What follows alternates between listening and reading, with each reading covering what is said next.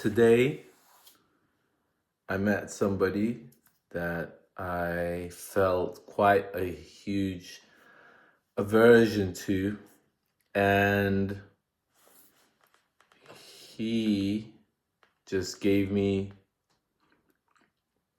the best conversation ever. And I had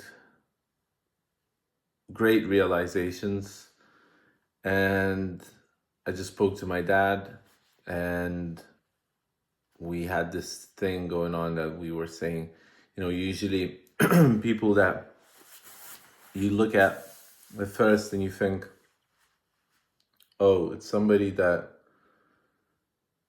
maybe you're not gonna like, or I'm getting pain in my throat, which means I'm either not supposed to be saying this or the opposite. I'm supposed to be talking about this. So sometimes we get aversion towards certain people, and that means that we need to go and talk to those people. I think personally, because they're hiding something inside themselves for you.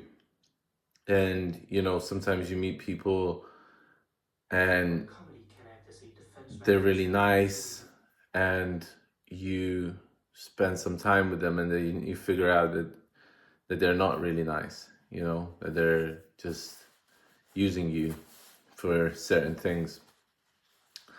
But with some people, it's like you just I instantly feel this, like, I don't want to talk to this person. This person's, like, big-headed, or, they're loud, or they're whatever.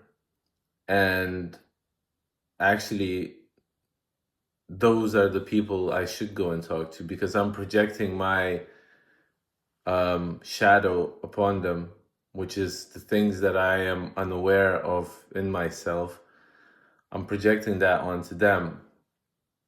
And it's actually just part of me that I don't want to learn. And seriously, I spoke to this person, and I just saw, I couldn't even look him in the eyes, because I felt what I felt towards him, and that it was wrong. But then knowing that I was the person that's,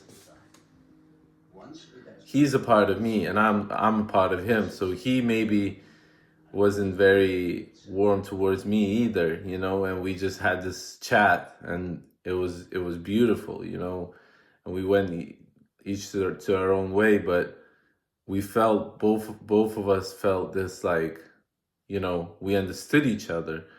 And sometimes the universe plays tricks on us like that. And I wanted to say that, and I wanted to start a conversation with that, because I don't know, I've been thinking a lot about archetypes recently, and it's not on my mind today, but I just looked up some female archetypes. For example, in Greek mythology, there was, well, not just in Greek, but there's few. The Great Mother archetype, the Maiden archetype, the Lover Enchantress archetype, the Wise Woman archetype, and the Warrior archetype.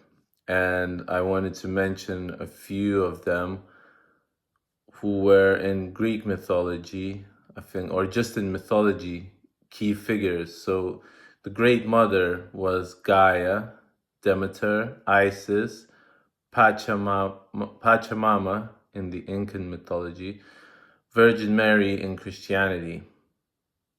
So in the Maiden was Persephone, Artemis, Athena, Parvati in Hindu, Virgin Mary in Christianity.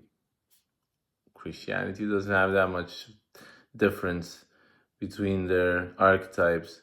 Key figures of the Lover and Enchantress: Aphrodite, Venus, Helen of Troy, Sirens, and Lakshmi in Hindu. The wise woman, key figures.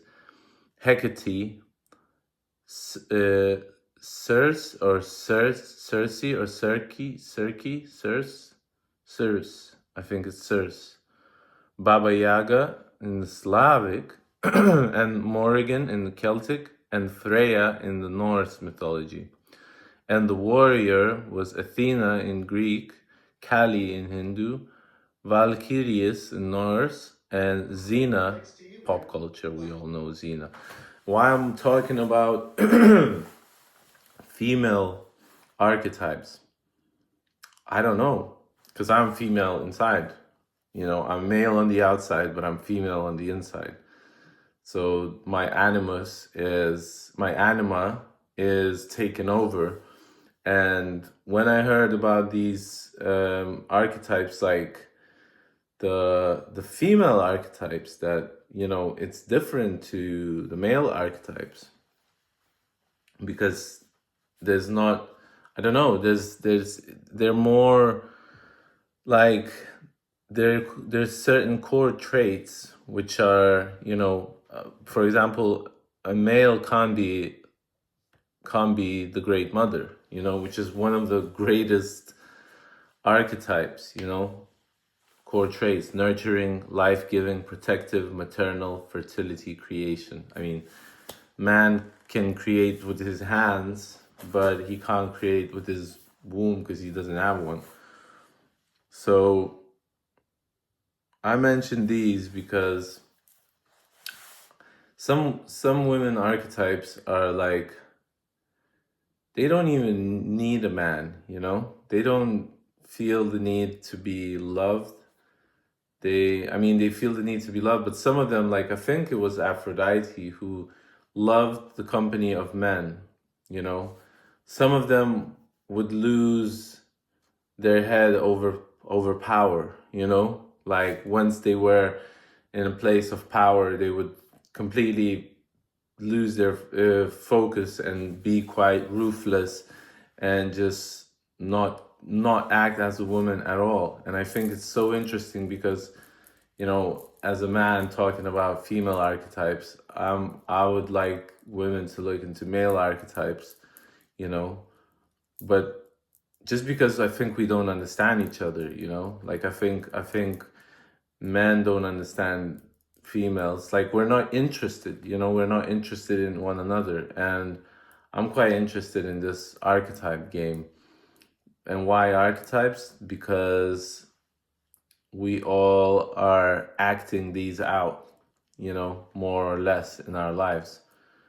And when you know that you are more or less one archetype, then you know that you want to jump into the other archetypes sooner rather than later, because you haven't tried them out. Maybe I haven't tried them out, and I should try them out, because I don't know what I'm losing. So today's talk about this, I don't know if this is something that you're interested in, but you definitely should look up some of these archetypes and descriptions of them. I'm not gonna go into that now because they're just like so much to read about. But I'm continuously, as I'm painting, I'm listening to these talks, and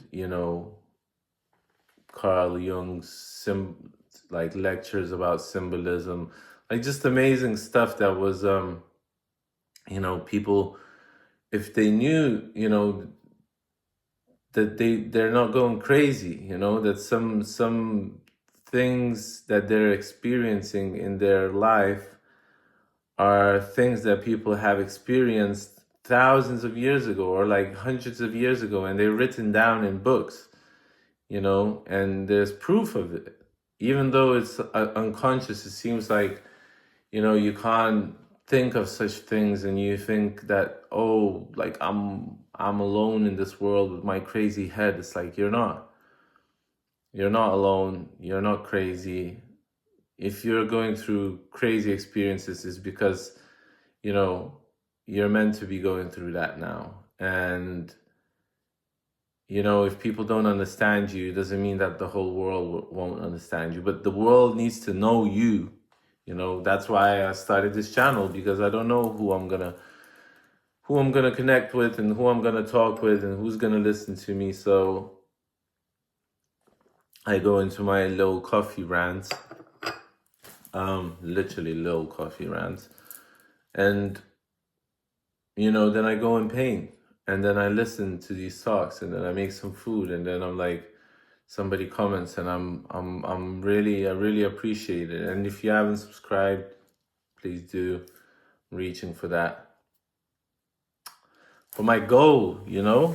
And just, if you start a channel after you listen to these rants, please leave a comment so I know that you're starting, and I will subscribe to your channel. I want to see how you do. And thank you to everybody that's been supportive, that you know who you are. So that's pretty much it for now. Look into your own psyche, I think. Look into your own self. Look, if you're a female, look into female archetypes. If you're a male, look into male archetypes. But I don't think there's like necessarily a big boundary between the two, you know? A man that grew up with his mother can sometimes, I think, you know, acquire some of these traits of, you know, female archetypes. Like I like, you know, like little kids, they just like gather around me. They just like want to play with me, draw with me. And I'm like, I'm quite nurturing, you know, but like I'm no mother, you know. I can just like spend time with them, you know. And I don't even need to do that much. I'm just like drawing, and they start drawing with me. So I just give them a pen and paper, and they start drawing with me. So I don't know what that says about me, but you know, I feel like I've learned that from my mother, but it's not like I saw her doing that. I just think that that's a motherly instinct, you know. I don't know. I could be wrong. That could be some of the great mother in me, you know, but I could be totally wrong. But I don't think I am. I don't know why I'm thinking about it now. So whoever's watching, hold on. You've got this. I love you. And as always, peace and love. I'll see you on the other side. See you in the next video. Go watch the next video and like, share, and subscribe. Comment, whatever you like to do. If you like this content, I'll see you in the next one. Peace.